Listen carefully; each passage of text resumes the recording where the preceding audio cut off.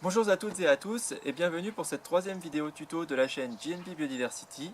Et aujourd'hui, je vais être heureux de vous apprendre comment créer soi-même une boule de graisse pour nourrir les oiseaux en hiver.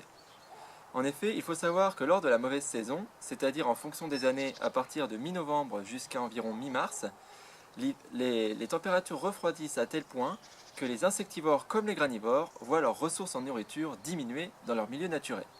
Il est donc intéressant pour nous de les aider à trouver de la nourriture pour pouvoir subsister à l'hiver, en tout cas pour les espèces qui ne partent pas en migration et restent chez nous lors de cette période hivernale. Donc aujourd'hui, je vais vous apprendre, comme je viens de vous le dire, à faire des boules de graisse. Et pour ça, il va vous falloir un mélange de graines, donc pour les oiseaux du ciel et pas les oiseaux en volière. Et prenez bien un mélange et pas que des graines de tournesol, c'est important pour qu'ils aient un maximum de vitamines différentes. Il va vous falloir également du pain émietté, donc moi que j'ai mis dans un petit bol, pour pouvoir le rajouter aux boules de graisse. Mais aussi un fil de fer fin et souple avec de quoi le couper.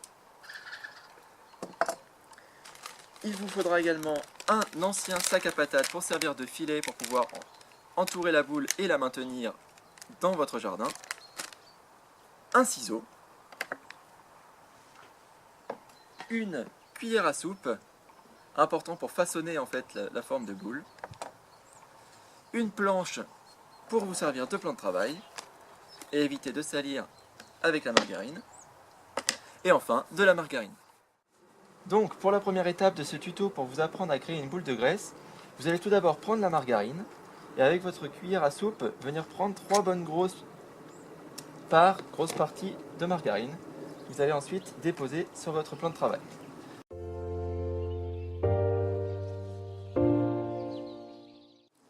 Une fois que vous avez pris vos 3 grosses parties de margarine, on va passer à la deuxième étape qui va être de les engluer de graines et de chapelures.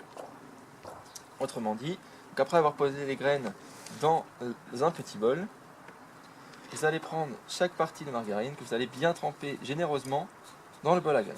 C'est parti!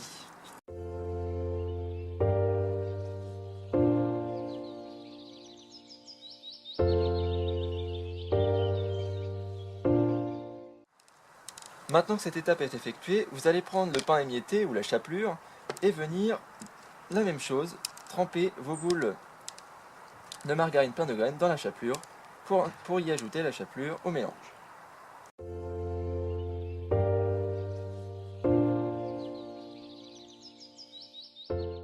Une fois que cette étape est effectuée, vous allez maintenant venir rassembler les 3 tas et essayer de former une boule entre vos 2 mains, puis la façonner avec la cuillère à soupe pour en faire une jolie forme en rond.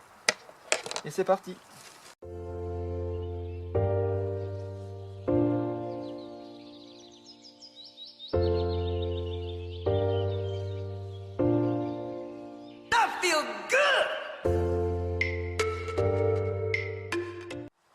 Voilà, une fois que vous avez fini de façonner votre boule bien en forme de rond, l'étape précédente de tremper les 3 parties une par une dans les graines permettait d'avoir des graines dans tout l'ensemble de la boule et non seulement à l'extérieur.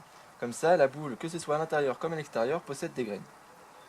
Vous pouvez alors recommencer une petite étape à tremper votre boule dans les graines pour en rajouter un petit peu plus sur l'extérieur.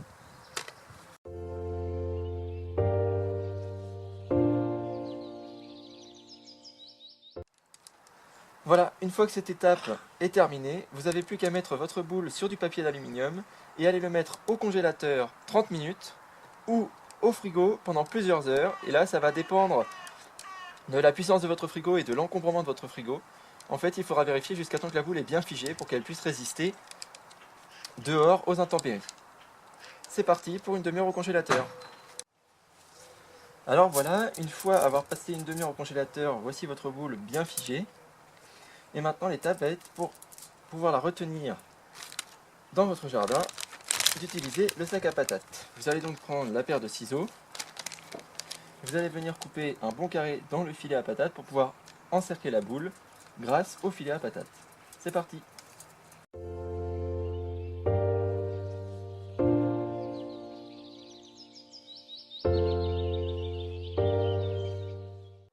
Une fois que cela est fait, vous allez pouvoir poser le filet en dessous, reposer la boule par-dessus.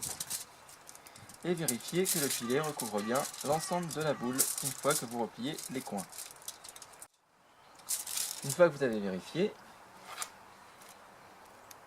vous allez prendre le fil de fer et en couper un tout petit morceau pour pouvoir lier les différentes parties du filet à patate et maintenir la boule à l'intérieur.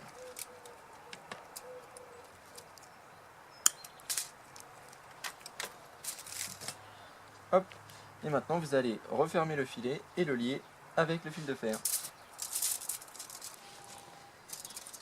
Voilà, une fois avoir terminé d'avoir attaché le filet à patate autour de la boule avec des fils de fer, vous allez découper un nouveau morceau de fil de fer pour pouvoir faire un crochet pour l'accrocher directement dans l'arbre.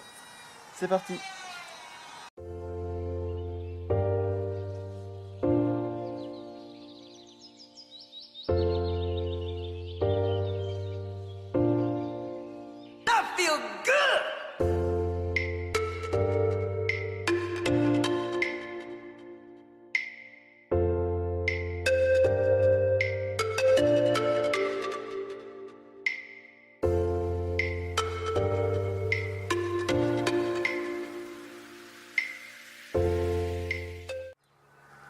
Et voilà, une fois que vous avez fini, ça vous fait donc une jolie boule de graisse entourée d'un filet à patate, accroché par un crochet que vous pouvez mettre dans l'arbre.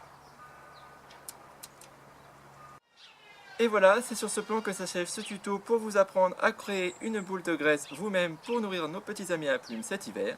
J'espère que le tuto vous aura plu. N'hésitez pas à en créer plein.